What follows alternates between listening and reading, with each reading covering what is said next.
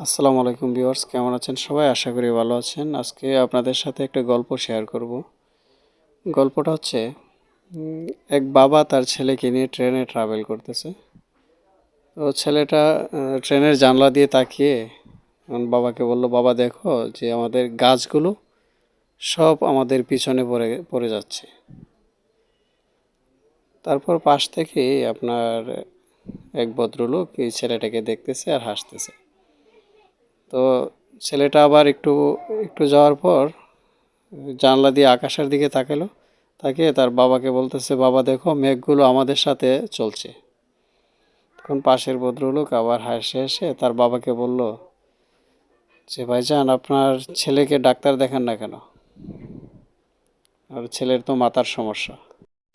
ভদ্রলোক উত্তর দিল যে, আজকেই ডাক্তার দেখিয়ে বাড়ি ফিরছি, এতদিন সে অন্ধ ছিল।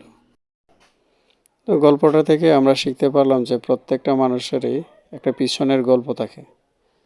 তো সেই গল্পটা ঠিকঠাক মতো না জেনে আমরা হুট করে একটা মানুষ সম্পর্কে জাজ করা বা কমেন্ট করা ঠিক না।